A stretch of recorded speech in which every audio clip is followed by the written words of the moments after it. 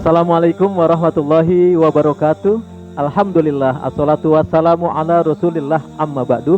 Pemirsa, sahabat Usdun yang dirahmati Allah subhanahu wa ta'ala, Alhamdulillah umat Islam Indonesia boleh merasa bangga karena sebentar lagi kita akan memiliki Museum Sejarah Nabi Muhammad dan Peradaban Islam yang insya Allah akan berdiri di kawasan Ancol, Jakarta Utara di atas lahan seluas 3 hektar. Luar biasa ini. Kenapa saya katakan luar biasa? Banyak negara-negara lain yang ingin agar museum itu didirikan di negerinya. Tetapi pemerintah kerajaan Arab Saudi dalam hal ini diwakili oleh Yayasan Wakaf As-Salam yang bermarkas di kota Jeddah. Kemudian juga Liga Muslim Dunia yang berkantor pusat di kota Mekah menunjuk Indonesia sebagai tempat berdirinya Museum Sejarah Nabi Muhammad ini. Alhamdulillah sudah didirikan, sudah diletakkan. Peletakan batu pertama pada tanggal 26 Februari 2020, beberapa waktu yang lalu. Dihadiri oleh Gubernur DKI Jakarta, Bapak Haji Anies Baswedan, dihadiri oleh Ketua Dewan Masjid Indonesia, Insinyur Haji Yusuf Kalla, dan juga dihadiri oleh Sekjen Liga Muslim Dunia, Sayyid Muhammad bin Abdul Karim Al-Ista. Subhanallah, mudah-mudahan ini menambah wawasan kita, kecintaan kita terhadap Rasulullah. Bisa jadi tempat ini merupakan wisata religi yang ada di Jakarta, di Indonesia. Dan museum ini adalah museum yang terbesar di Asia. Di antaranya 2 sebelumnya berada di Kerajaan Arab Saudi. Jadi di luar negara-negara Arab, hanya satu-satunya berada di Indonesia. Museum sejenis yang pertama adalah Museum Assalamu Alayka Ayuhan Nabi di kota Mekah, dan Museum Sirah Nabawiyah di kota Madinah. Dan yang ketiga yang akan berdiri di kawasan Ancol, Museum Sejarah Nabi Muhammad dan Peradaban Islam. Nih jadi Yayasan Wakaf As-Salam mengumpulkan benda-benda yang berhubungan dengan kehidupan Rasulullah. Dikumpulkan selama 14 tahun. Benda-benda yang berhubungan dengan kehidupan Rasulullah selama 63 tahun ini kemudian diserahkan kepada Museum Sejarah Nabi, dan kita sama-sama nanti akan bisa menyaksikan napak tilas perjalanan hidup Rasulullah di Museum Sejarah Nabi Muhammad ini.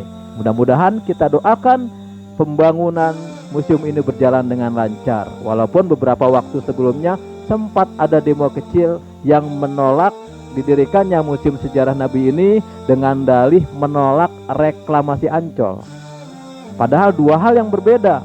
Reklamasi Ancol dengan reklamasi yang pernah ditolak izinnya oleh gubernur, yaitu reklamasi 17 pulau yang ada di Teluk Jakarta, ini sangat berbeda.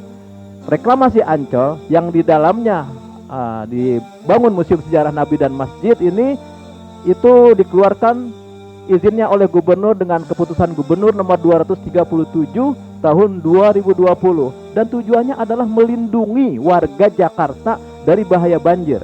Catat. Jadi keputusan gubernur nomor 237 tentang reklamasi Ancol ini adalah bertujuan untuk melindungi warga Jakarta dari bahaya banjir. Selain juga nanti ada tujuan untuk mendirikan Museum Sejarah Nabi yang terbesar se-Asia. Jakarta memiliki 13 sungai dengan panjang 400 km. Tentunya agar tidak terjadi pendangkalan secara berkala, 13 sungai 400 km ini harus dikeruk, harus digali. Dan kemudian hasil galian itu ditaruhlah di proyek reklamasi Ancol ini, di mana diantaranya dibangun lahan seluas 3 hektar untuk Museum Sejarah Nabi. Jadi sekali lagi tujuannya adalah untuk kepentingan masyarakat banyak. Sangat berbeda dengan izin reklamasi yang ditolak, yang dibatalkan oleh Gubernur Anies Baswedan untuk pulau-pulau reklamasi sebanyak 17 pulau. Karena perizinan reklamasi 17 pulau ini adalah bertujuan untuk kepentingan pribadi, dibangun apartemen. Bayangkan siapa yang bisa membayar satu apartemen senilai 9 miliar, diiklankan di Hong Kong, di luar negeri. Siapa yang bisa membeli apartemen senilai itu? Rakyat kecil? Tidak.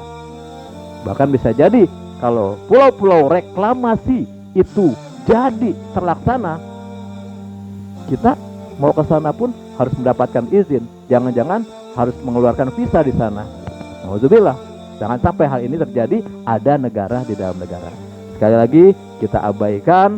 Jadi mudah-mudahan informasi ini bisa memberikan kejelasan bahwasanya reklamasi Ancol yang dilakukan oleh Gubernur DKI Jakarta dengan izin keputusan Gubernur nomor 237 berbeda dengan reklamasi di pulau-pulau reklamasi yang peruntukannya adalah untuk orang-orang segelintir orang saja, tidak untuk kepentingan orang banyak.